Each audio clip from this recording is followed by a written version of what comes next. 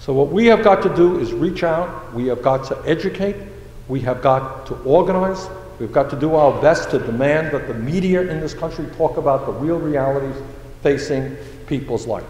We've got a lot of work on our hands, and the challenge and the significance of what the fight is about is enormous. We are playing for the future of America. We are playing for the future of our kids and our grandchildren.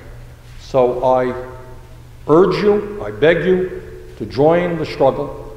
We have a great nation, and we have got to do everything that we can to make sure that we do not move in the direction of a third world nation. We've got to rebuild our middle class, create the jobs, the health care, the other benefits that our people are entitled to. Thank you all very much.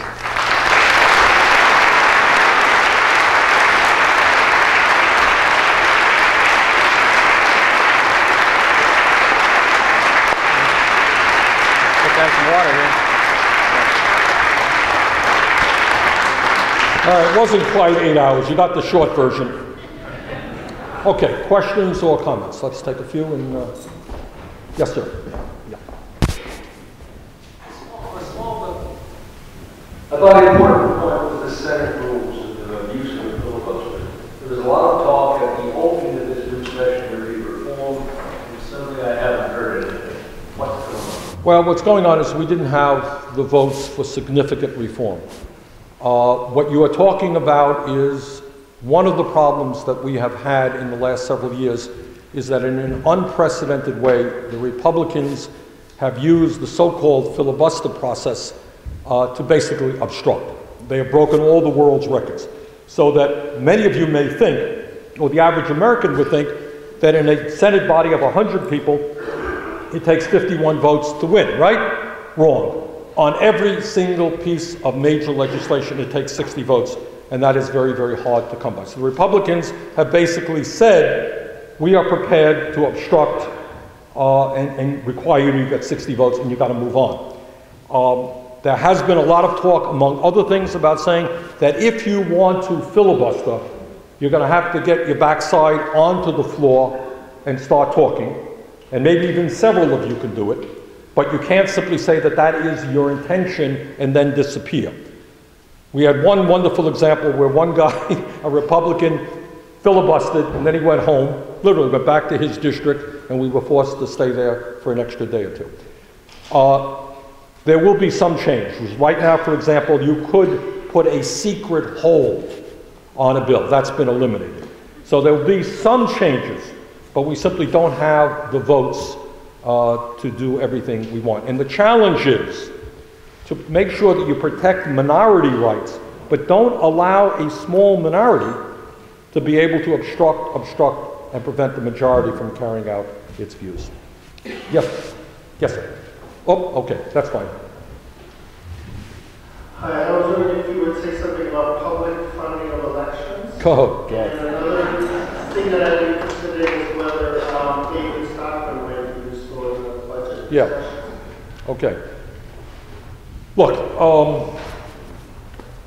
one of the reasons that I'm here in Boston today is after 4 years, a 6-year term, for the first 4 years I did not pay a whole lot of attention to raising money, which is not a smart thing to do, but that's the way it is. I don't like raising money. Right now, what you have is a campaign finance system which is not only out of control, but it is a real threat to democracy. All right? So for many, many years, you had a situation where rich people, last time I ran against the richest guy in the state of Vermont, okay? He made himself out a check for $7 million, 3 times as much as had ever been spent in Vermont, okay? That has gone on for a number of years. It's worse now. But as you know now, what has gone on recently is our friends in the Supreme Court, by a 5-4, I use that word very advisedly, by a 5-4 decision, passed Citizens United decision. And this is an absolute insult to the democratic traditions of this country. You know what it says? You all know what it says? It says that if you are a billionaire or you're a corporate leader, you can spend as much money as you want in a campaign, and nobody has to know who you are and what your contribution is. So for many, many years, what we have had is if I were to ask you to contribute to my campaign, the maximum you could contribute would be $2,500 before the primary, $2,500 after the primary. That is it. Can't give me more. But now, if you're a billionaire, you can put millions of dollars into TV ads, radio ads, somebody's campaign, and nobody has to know who you are. So we are in a situation where literally right now, this is what's going on. You have people like the Koch brothers. Do you know who they are? K-O-C-H? They are in the oil industry. They have funded many right-wing organizations for years. Their family is, I think, worth something like $35 billion. And they and their friends sit around a room organized by people like Karl Rove, and they sit around and they take a look at the electoral map and they say, okay, hey, 10 million into Vermont, $20 million into Massachusetts, $30 million into Ohio. And if you're worth billions and billions of dollars, you know what? That's chicken feed. That is chicken feed. So what you're looking at is an electoral system now which is dominated more so than ever by big money interests. It is a very frightening circumstance. So you're asking me about public elections. Do I believe in public elections? You can bet your bottom dollar. Of course I believe in public elections, public funding of campaigns. What we need to do is say that in a democracy, you don't buy elections. You argue your point of view. So we will fight as hard as we can for public elections, but even that concept, publicly funded elections, campaigns, that concept is under attack right now. But that is exactly what we need to do. I believe very much in publicly funded campaigns. Yeah. Stand up so everybody can hear you.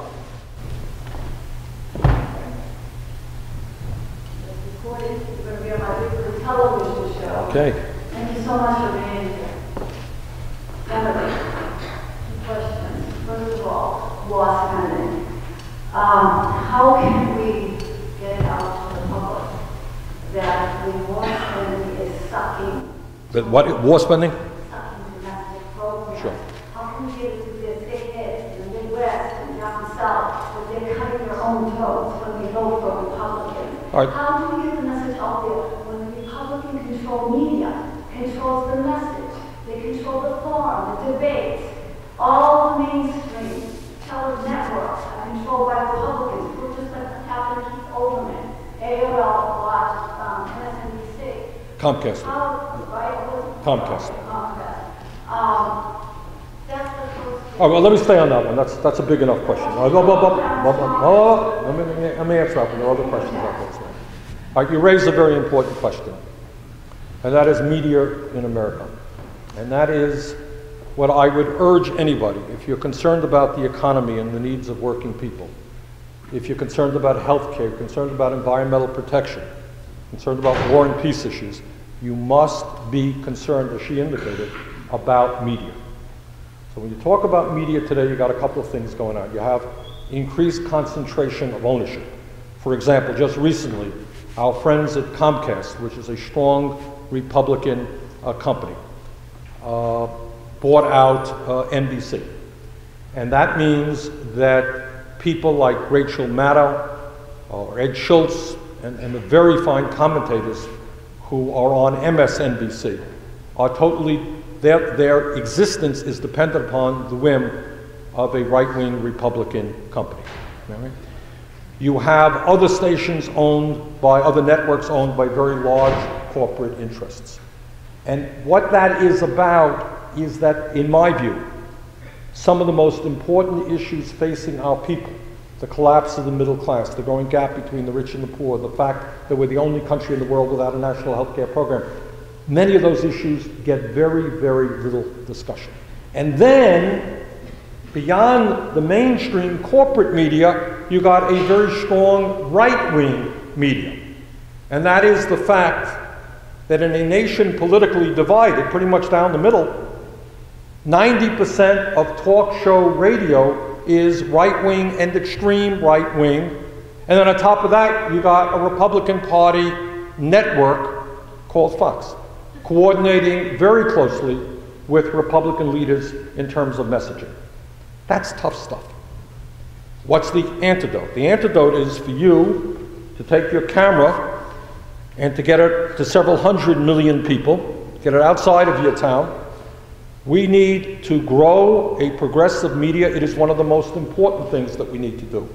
Long term, we've got to fight for our space on radio. I do a show, I don't know if any of you guys heard of Tom Hartman. That name mean anything to anybody? All right. Tom is great. He's a brilliant guy. He's a prolific writer. He's great on radio. I've been doing a show with him every Friday. We broadcast it at 12 o'clock in different parts of the country. It goes on at different times.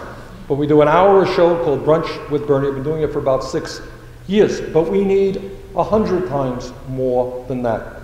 We have some great people on MSNBC. You know, Rachel Maddow, I think, is brilliant. But we need a dozen Rachels, etc., etc. So what we've got to be conscious of is the fight for talk radio and the fight for the day to come when we will have a progressive television network as well. Okay? Way in the back there, gentlemen. First of all, two comments. Number one, on behalf of Yep. my family, and on behalf of greetings to everyone, greetings to you, Ernie, on behalf of myself, my family, and my fellow citizens, all of whom are in this room right now, I want to thank you. You're grateful.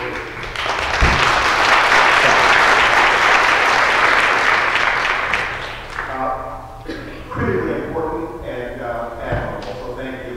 The second point actually is the point that you just started talking about now, the importance of information, the importance of misinformation and disinformation, very sophisticated, very troubling that's going on nationwide and worldwide. There are several wars going on several different frequency bands, using electronic terms. That's my background and my work on a daily basis. We need informed people, and it's true that most of the information outlets are controlled by, I will say, forces and sources that are individuals not of goodwill for the majority. There is an oligarchy and plutocracy that's in effect for the most part. Democracy is seriously threatened. What's your question?